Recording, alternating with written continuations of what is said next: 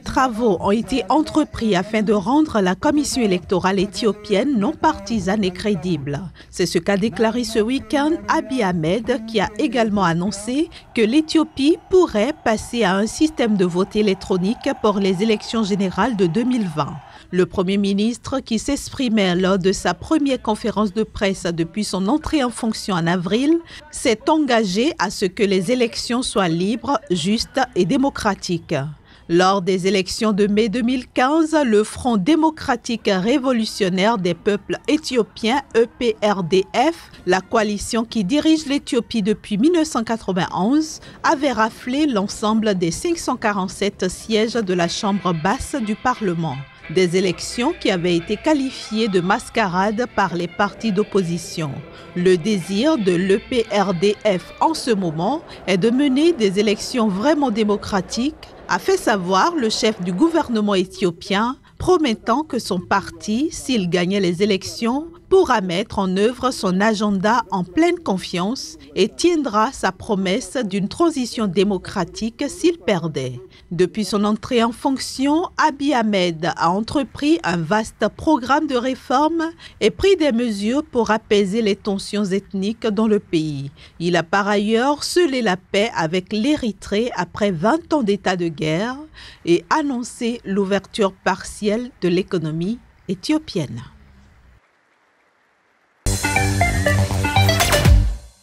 La plupart des 6 candidats exclus de la présidentielle du 23 décembre ont fait l'option de saisir la justice. Les proches de Jean-Pierre Bemba, sénateur et ex-vice-président, ont indiqué dès samedi qu'il allait saisir la Cour constitutionnelle. L'ex-premier ministre Adolphe Muzito a également annoncé son intention d'un recours devant les 9 juges constitutionnels dans le délai légal de 48 heures. Lundi matin, des partisans se sont rassemblés devant la cour pour soutenir Antoine Gizenga, 92 ans, vice-premier ministre au temps de Patrice Lumumba en 1960.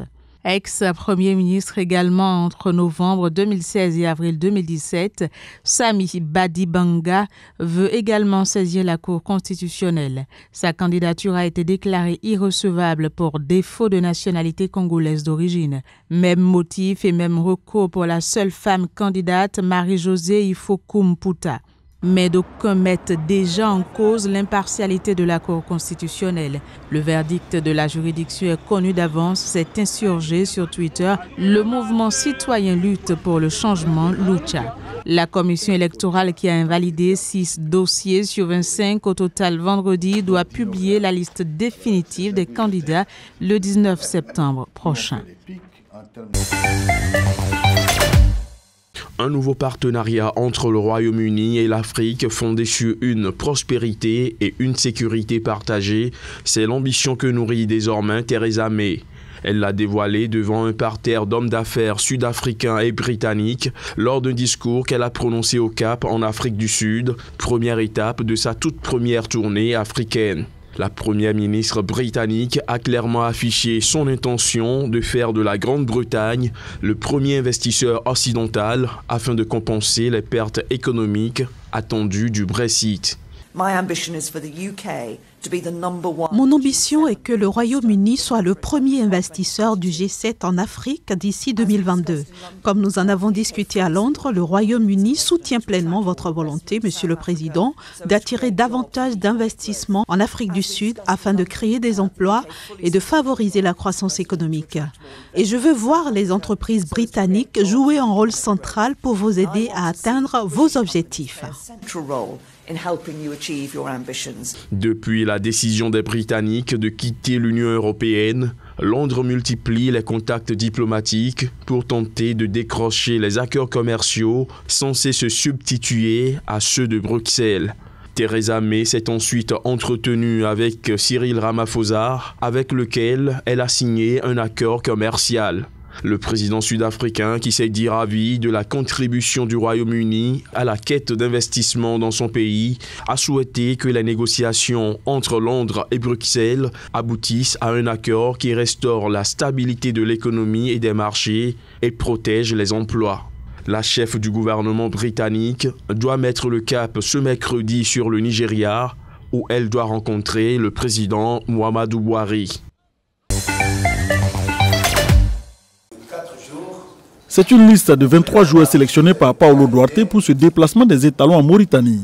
Des cadres comme Aristide Bansé blessé, le jeune prodige de l'Ajax d'Amsterdam Hassan Bandé est également forfait. Projus Nakoulba sans club depuis sa rupture de contrat avec le FC Nantes n'ont logiquement pas été retenus par le technicien portugais, tout comme le défenseur Patrick Malo. Aujourd'hui on a 4 blessés et 2 joueurs qui n'ont pas joué, mais on a aussi qualité dedans. Et cette qualité dedans, on va voir qui est en meilleure forme que l'autre. Et en fonction de la décision qu'on va prendre, on va pour la Mauritanie pour gagner. On note le retour de Abdul Razak Traoré, longtemps éloigné des stades pour cause de blessures. Jonathan Pitroapa confirme également son comeback chez les étalons depuis qu'il a retrouvé un club, Paris FC en Ligue 2 française. Les étalons, premiers avec 3 points plus 2, veulent consolider leur leadership dans le groupe I contre le dauphin, la Mauritanie, 3 points plus 1. Quand je pas difficile, c'est un adversaire qui s'engage beaucoup chaque match, qui travaille beaucoup le pressing, une équipe qui travaille ensemble offensivement, défensivement.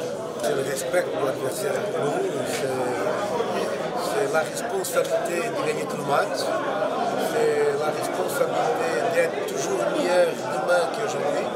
Voilà, on va faire contre le match, donner le maximum. A noter que les étalons effectueront un stage de 5 jours du 3 au 7 septembre prochain au Maroc avant de rallier la Mauritanie pour y affronter les Mourabitounes le samedi 8 septembre 2018 sur la pelouse synthétique du stade olympique de Nouakchott. La première ministre britannique Theresa May est arrivée ce mercredi à Abuja, capitale fédérale du Nigeria, où elle était attendue pour la deuxième étape de sa tournée africaine. Elle a quitté à l'aube l'Afrique du Sud, où elle avait annoncé mardi vouloir un nouveau partenariat avec les pays africains.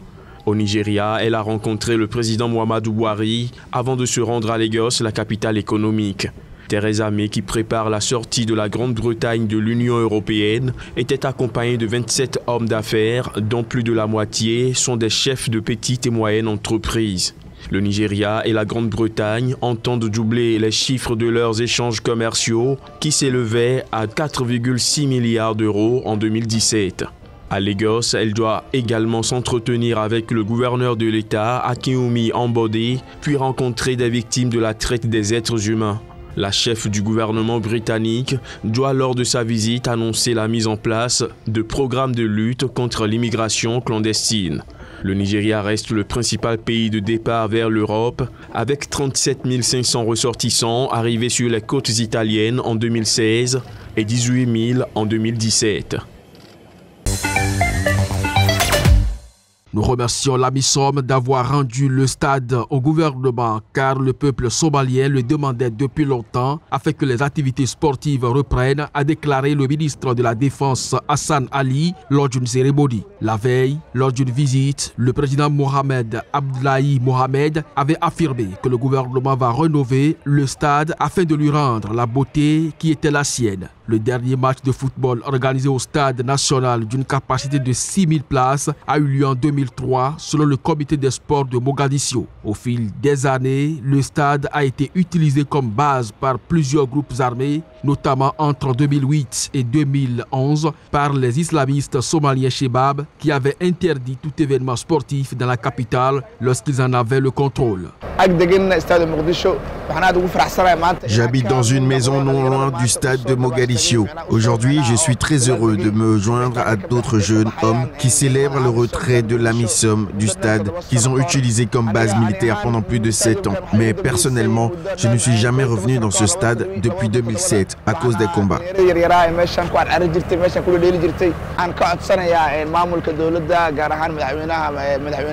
Je demande à l'administration gouvernementale, en particulier au président Farmajo, de reconstruire et d'équiper les ressources nécessaires, et c'est ce que je voudrais demander au gouvernement.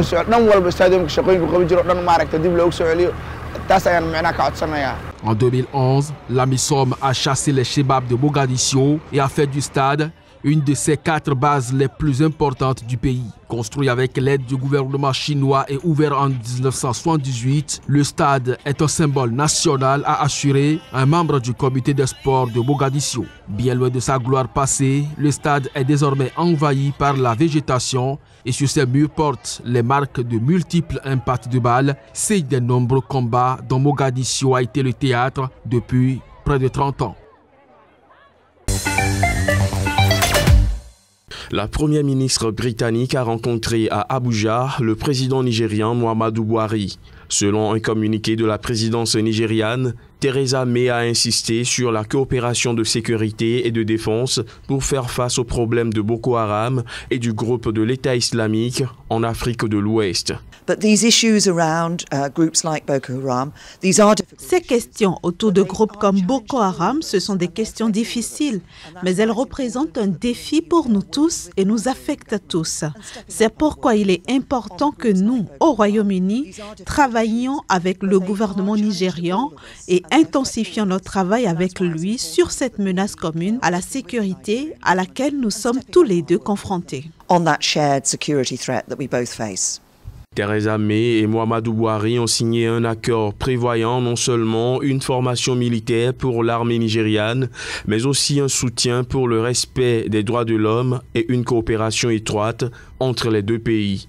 Mais côté britannique, la priorité de cette visite était sans aucun doute portée sur les accords commerciaux dans un contexte du Brexit.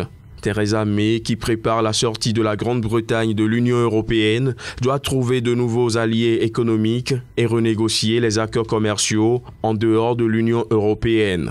Le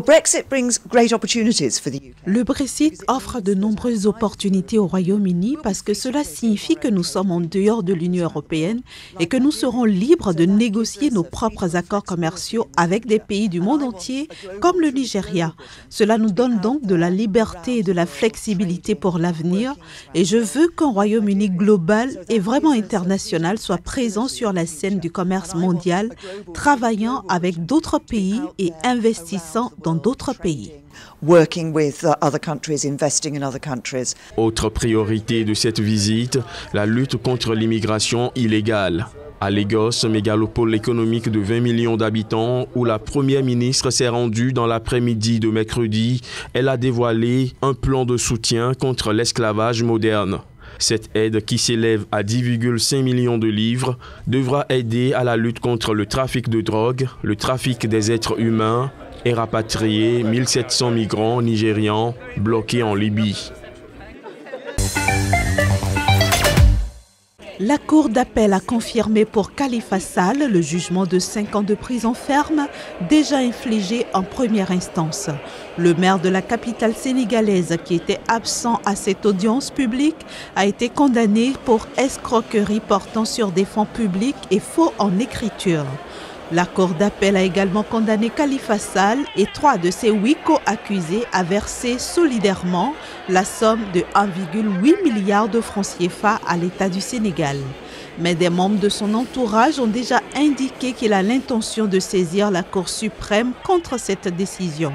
À ce stade, il n'est donc pas encore privé de la course à la présidentielle de février 2019, durant laquelle il entend défier le président sortant Macky Sall.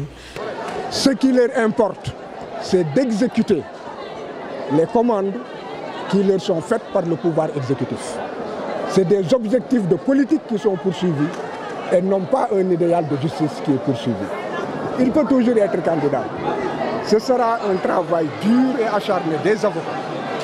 Mais il conserve encore sa chance d'être effectivement candidat et d'être éligible.